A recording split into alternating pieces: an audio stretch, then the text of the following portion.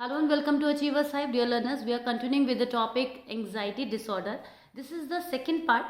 Last part में हमने anxiety के बारे में बात की, एंग्जाइटी डिसऑर्डर्स क्या होते हैं, कैसे एंग्जाइटी जो है वो डिसऑर्डर बन जाती है, इसको हमने डिस्कस किया और उसके टाइप्स का वीडियो हमने स्टार्ट किया था जिसमें हमने 2 ऑफ इट्स टाइप्स जो हमने डिस्कस कर लिए हैं।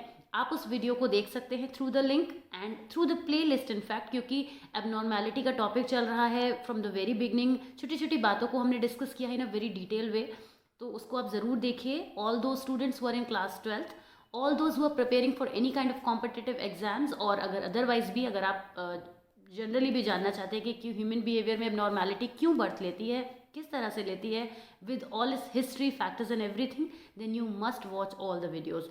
But for now we are taking the second part of anxiety disorders, जिसमें आज हम टाइप्स ऑफ डिसऑर्डर्स को कंटिन्यू करेंगे। अब तक हमने बात की है जनरलाइज एंग्जाइटी डिसऑर्डर की और पैनिक डिसऑर्डर की, तो अब इसके आगे की हम बात करेंगे। चलिए स्टार्ट करते हैं आज का वीडियो। और सबसे पहले मैं आपसे वही कहूँगी कि हमारे कुछ सोशल मीडिया हैंडल्स हैं, इन पर हमें ज्वाइन कीजिए। You will receive this content from the Telegram channel, so don't forget to just check out the telegram channel. You will find a lot of other things too there. Also follow us on Instagram, connect with us through the media which is given to you. तो मिलते हैं वहाँ पर आपसे। और आज हम क्या क्या अब इस वीडियो में कवर करने वाले हैं इसको देख लेते हैं। टाइप्स ऑफ एंग्जाइटी डिसऑर्डर जो है, जिसमें आज हम फोबियाज़ के बारे में बात करेंगे। फोबियाज़ तो बहुत इंटरेस्टिंग होते हैं, हम सभी लोग किसी न किसी डिफरेंट फोबिया से ज़रूर सफ़र करते हैं। उस क्या होते हैं ये फोबियाज़ और इनके टाइप्स क्या क्या होते हैं। बहुत सारे नाम आपने आज तक फोबियाज़ के सुने होंगे, कुछ फोबियाज़ के बारे में आज हम भी बात करेंगे। उसके बाद selective mutism, SAD, sad, substance induced anxiety disorder, इन 4 टॉपिक्स को आज के वीडियो में हम कवर करने वाले हैं। तो चलिए स्टार्ट करते हैं। देखिए, टाइप्स ऑफ एंग्जाइटी डिसऑर्डर, इस स्क्रीन को आप अपने लास्ट वीडियो में भी देख चुके हैं, पार्ट 1 में देख चुके हैं, जहाँ पर हमने जनरलाइज एंग्जाइटी डिसऑर्डर और पैनिक डिसऑर्डर को डिस्कस किया था। ये स्क्रीन मैं आपके सामने फिर से इसलिए फ्लैश कर रही हूँ just to make you recall all that कि हमने क्या पढ़ा है और कहाँ से आज हम इसके आगे बात करेंगे। एक सिस्टमेटिक वे में सबको चलना चाहिए, आई बिलीव। अब हम फोबिया के बारे में बात करेंगे। फोबिया क्या होते हैं? सबसे पहली बात, ये एक हमारे थॉट्स होते हैं। किसी भी चीज़ के बारे में हमारा जो परसेप्शन होता है वो बहुत एक्सेसिव वे में चला जाता है, बहुत अनरियलिस्टिक फियर होता है। Phobias are basically the fear we have about certain things. किसी चीज़ के बारे में हमें फोबिया हो सकता है। बहुत सारे लोगों को हाइट से फोबिया होता है, कुछ लोगों को इलेक्ट्रिसिटी को टच करने में फोबिया होता है, पानी से भी किसी तरीके का फोबिया हो सकता है, डेप्थ का फोबिया हो सकता है। तो ये सब हमारे फियर होते हैं जो हमारा माइंड जनरेट कर लेता है, राइट। ये एक टाइप के एंग्जाइटी डिसऑर्डर होते हैं। फोबिया जो है, वैसे भी हम इसके टाइप्स में पढ़ रहे हैं, तो ये तो आपको पता ही है कि फोबियाज क्या होते हैं, एंग्जाइटी डिसऑर्डर्स का एक टाइप होते हैं। ये जब भी कोई पर्सन फोबिया में होता है, द पर्सन इधर tries to avoid the things. जब आपको हाइट से डर लगता है तो आप हाइट वाली जगह पर कभी जाना नहीं चाहते हो, आप उस चीज़ को अवॉइड करते हो। या फिर कभी कभी लोग क्या करते हैं कि ज़बरदस्ती उस सिचुएशन को एनकाउंटर करने की कोशिश करते हैं, लेकिन वो उससे और ज़्यादा एंग्जाइटी और स्ट्रेस में आ जाते हैं। जैसे मान लीजिए, अभी हमने हाइट का एग्जाम्पल लिया, अगर कोई पर्सन हाइट से डरता है और वो अपने आप को किसी भी तरीके से रेडी करे, तो उस टाइम पर, जिस टाइम पर वो उस हाइट से जंप करने की कोशिश करेगा, उसके अंदर बहुत ही ज़्यादा टेंशन और स्ट्रेस होगी, बहुत हायर लेवल का हो जाता है जब ऐसा कोई पर्सन कोशिश करता है। लोगों के इरेशनल फियर्स होते हैं कि ऐसा ना हो जाए, वैसा ना हो जाए, इस टाइप की थिंकिंग होती है फोबियाज़ में।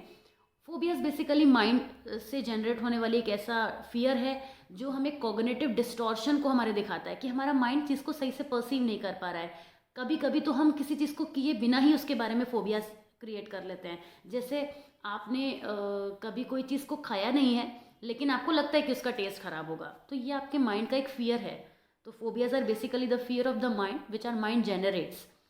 Phobias often develop with generalized anxiety disorder. जो आपने जीएडी लास्ट क्लास में पढ़ा है, जनरलाइज एंग्जाइटी डिसऑर्डर्स क्या होते हैं, ये वो बेसिक डिसऑर्डर्स होते हैं या बेसिक प्रॉब्लम्स होती हैं बेसिकली जीएडी, जिसमें पर्सन की जो वजह होती है वो कोई बहुत बड़ी नहीं होती है, लेकिन उस बात को लेकर उसकी वरी बहुत बड़ी होती है कि पीछे, चाहे कहते हैं ना कि रुई का पहाड़, वो वाली सिचुएशन की बात इतनी बड़ी नहीं होगी, लेकिन वो देखेगी ऐसे, आपको दिखाई ऐसी जाएगी कि जाने कितनी बड़ी टेंशन है। ये फोबियाज जो होते हैं वो भी जनरली इन एंग्जाइटी डिसऑर्डर्स की फॉर्म में नज़र आने लगते हैं। बार बार आप एक ही चीज़ को करेंगे तो वो फोबिया ही बन जाता है आपके माइंड में। तो ये होते हैं फोबियाज़। अगर हम फोबियाज़ के टाइप्स की बात करें तो सबसे पहले तो लोगों से मिलने से कतराते हैं। सोशल एंग्जाइटी डिसऑर्डर भी जिसे कहते हैं, वो होता है सोशल फोबिया। ये होता है किसी भी सोशल सिचुएशन को एनकाउंटर करने में एक्सट्रीम लेवल की वरी होती है कि इतना ज़्यादा पर्सन उस चीज़ को लेके कॉन्शियस हो जाता है, वरीड रहता है कि वो जाना ही नहीं चाहता। जैसे कोई पर्सन जो है लोगों से मिलने से क्या मैं बात क्या करूँगा, कैसे बोलूँगा, इस सिचुएशन से अपने आप को बचाने की कोशिश करता है, तो वो सेल्फ आइसोलेशन की कैटेगरी में चला जाता है। कई बार लोग छोटी छोटी चीज़ों से बचते हैं, जैसे कि किसी रेस्टोरेंट में जाके ऑर्डर करने से। ये लैक ऑफ एक्सपीरियंस की वजह से भी होता है, लेकिन होता फोबिया ही है, सोशल फोबिया ही होता है कि आप किसी दूसरी कंट्री में जाने से लोग डरते हैं, किसी दूसरी लैंग्वेज के पर्सन से बात करने में उनको फोबिया होता है। नॉर्मली हमारी कंट्री में देखा गया है कि जो लोग इंग्लिश अच्छे से नहीं बोल पाते, क्योंकि इंग्लिश को बहुत ज़्यादा वेटेज हमारी कंट्री में दिया भी जाता है, तो जो लोग इंग्लिश में बात करते होते हैं, बहुत उनकी फ्लुएंसी बहुत अच्छी होती है, तो उनसे बात करने में लोग घबराते हैं। तो ये सब सोशल फोबिया के ही एग्जाम्पल्स हैं, जिसमें पर्सन किसी से बात करने में या फिर मिलने जुलने में या किसी से इंटरेक्शन करने में, सोशल लेवल की एक्टिविटीज़ में घबराहट महसूस करता है, एंग्जाइटी फील करता है, पैनिक फील करता है। यही होता है social phobia.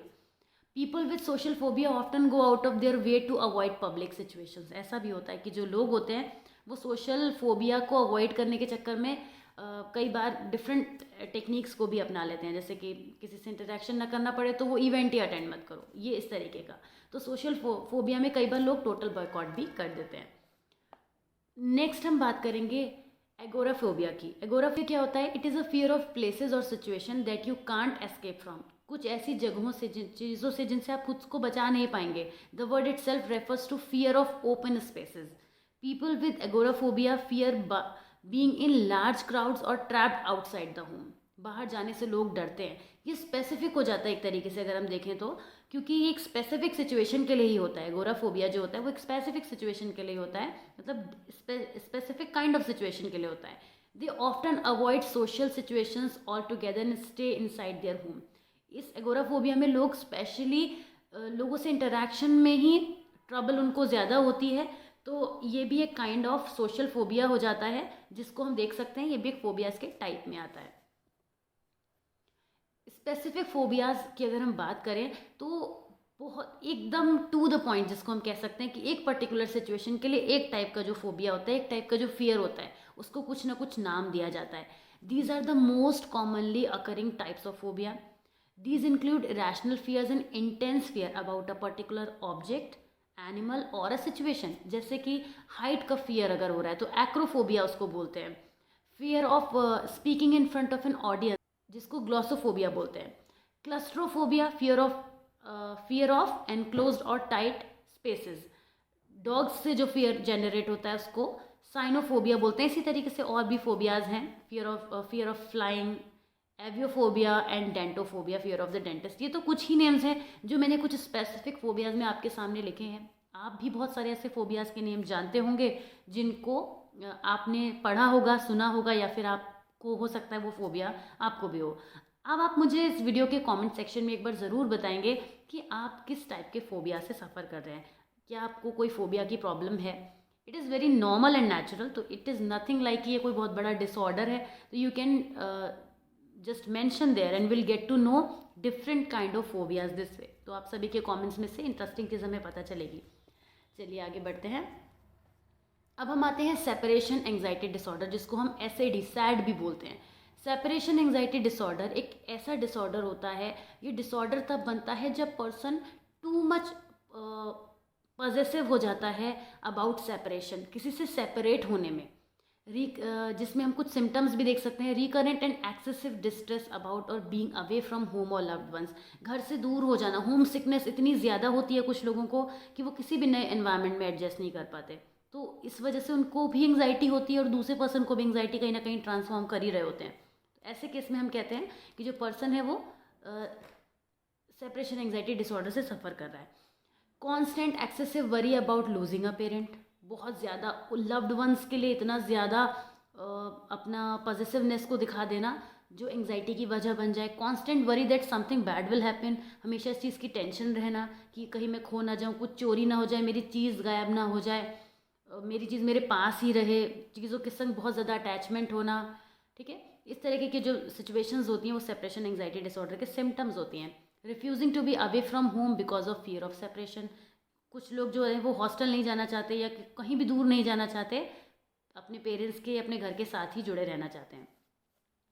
Not wanting to be home alone and without a parent और other loved ones in the house, अगर घर में कोई नहीं है तो अकेले ना रह पाना भी इस सेपरेशन एंग्जाइटी डिसऑर्डर का एक सिम्टम होता है। रिपीटेड नाइटमेयर्स अबाउट सेपरेशन, बार बार उसी चीज़ की बात करना, रियल लाइफ में या ड्रीम्स में भी वो चीज़ें देखना लगातार, इस चीज़ को दिखाता है कि पर्सन सेपरेशन एंग्जाइटी डिसऑर्डर की प्रॉब्लम से सफ़र कर रहा है। नॉर्मली छोटे बच्चों के अंदर ये चीज़ बहुत ज़्यादा देखी जाती है क्योंकि वो स्कूल नहीं जाना चाहते, या फिर सेपरेशन एंग्जाइटी डिसऑर्डर्स बहुत सारी गर्ल्स को बिफोर मैरिज भी बहुत ज़्यादा फील होता है। तो ये एक ऐसा प्रॉब्लम होती है जो टाइम के साथ ईजिली सॉर्ट की जा सकती है, काउंसलिंग से की जा सकती है, काउंसलिंग सेशन से, और थोड़ा थोड़ा जो है टॉक थेरेपी से भी की जा सकती है। तो ये एक बहुत बड़ा प्रॉब्लम नहीं होती है, बट सिंस इसको कॉन्टीन्यूअस नोटिस किया जाता है इसीलिए डिसऑर्डर की कैटेगरी में आता है। इसके बाद हम बात करेंगे सब्सटेंस इंड्यूस्ड एंग्जाइटी डिसऑर्डर। इसको हम मेडिकेशन इंड्यूस्ड एंग्जाइटी डिसऑर्डर भी कहते हैं। और रीज़न क्या है, क्योंकि कुछ लोगों को डिफरेंट मेडिकेशंस या इलीगल ड्रग्स की इतनी ज़्यादा आदत हो जाती है, या फिर उसको जब वो छोड़ते हैं तो वो उसके बिना रह नहीं पाते, उसकी वजह से उनको एंग्जाइटी होने लगती है।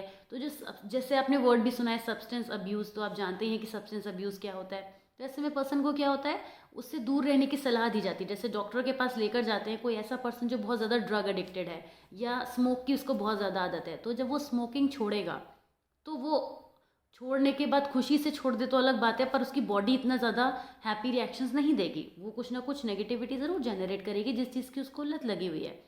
तो ऐसे केस में क्या होता है कि पर्सन की बॉडी जो रिएक्शन देती है, फिजियोलॉजिकल सिम्टम्स जो आते हैं बाहर निकल कर, वो पर्सन को, माइंड को भी बहुत ज़्यादा ट्रबल करते हैं और बार बार ट्रिगर करते हैं उसको वापस स्मोकिंग की तरफ, ड्रिंक की तरफ या ऐसी चीज़ों की तरफ ले जाने की जो उसकी लाइफ का रेगुलर पार्ट रही हैं। ऐसे में क्या होता है कि पर्सन को जो एंग्जाइटी होती है is due to the substance, जो सब्सटेंस की वजह से एंग्जाइटी होती है, इसलिए इसका नाम होता है सब्सटेंस इंड्यूस्ड एंग्जाइटी डिसऑर्डर या फिर मेडिकेशन इंड्यूस्ड एंग्जाइटी डिसऑर्डर्स। इसके बाद हम बात करते हैं सेलेक्टिव म्यूटिज्म की, आपकी स्क्रीन पर है। सेलेक्टिव म्यूटिज्म एक टाइप की सोशल एंग्जाइटी होती है जो यंग किड्स में ज़्यादा देखने को मिलती है। ये पर्टिकुलर टाइप की एंग्जाइटी होती है जब जो लोग स्कूल में, घर कहीं भी, स्कूल में या फिर किसी भी गैदरिंग में, फैमिली गैदरिंग में, सोशल गैदरिंग में बात नहीं कर पाते, जबकि वो घर में बहुत ज़्यादा कंफर्टेबल होते हैं। और ऐसा तो बहुत बच्चों के साथ होता है, आपने देखा ही होगा कि बच्चे जो होते हैं वो आराम से बातचीत कर लेंगे, घर में पोएम सुना देंगे, कोई डांस करना है कर देंगे, लेकिन कई बार क्या होता है उनको बाहर जाकर वो चीज़ें वो नहीं कर पाते हैं। हालांकि अब जो जनरेशन आ रही है they are very very active, they can do anything anywhere, तो उनसे तो ये चीज़ हमें देखने को नहीं मिलती है। बट सेलेक्टिव म्यूटिज्म काफ़ी बार बच्चों में देखने को भी मिलता है, ये ऐसा भी नहीं है कि ये बिल्कुल ही एग्जिस्ट नहीं करता। तो सेलेक्टिव म्यूटिज्म एक काइंड ऑफ एंग्जाइटी डिसऑर्डर होता है जो यंग किड्स में देखने को मिलता है, क्योंकि जैसे जैसे एज ग्रो होती है पर्सन अपने एक्सपीरियंस से, अपने एक्सपोजर से और अपने एनवायरनमेंट से इतना ज़्यादा फेमिलियर भी हो जाता है, कॉन्फिडेंस भी डेवलप होता है, सेल्फ भी ग्रो करता है, तो ये प्रॉब्लम नहीं रह जाती। तो इसीलिए सेलेक्टिव म्यूटिज्म जो है वो छोटे बच्चों में, यंग चिल्ड्रन में देखने को ज़्यादा मिलता है। जो थोड़ा अंडर कॉन्फिडेंट रहते हैं उनको ज़्यादा एंग्जाइटी होती है परफॉर्म करते वक्त या कोई बात अपनी कहते वक्त, तो ये पर्टिकुलर होता है। तो ये होता है सेलेक्टिव म्यूटिज्म। तो इस वीडियो में हमने different types of anxiety disorders को डिस्कस किया। Let's see what's coming next for you. अब हम बात करेंगे ओसीडी की, which is obsessive compulsive and related disorder. तो ये भी एक बहुत इंटरेस्टिंग वीडियो होगा और आई होप कि आप सभी वीडियोज़ देख रहे होंगे और आपको पसंद भी आ रहे होंगे। अगर आपको वीडियो अच्छा लगा है then please hit one like, it would cost you nothing but it would definitely motivate me a lot for doing better for you.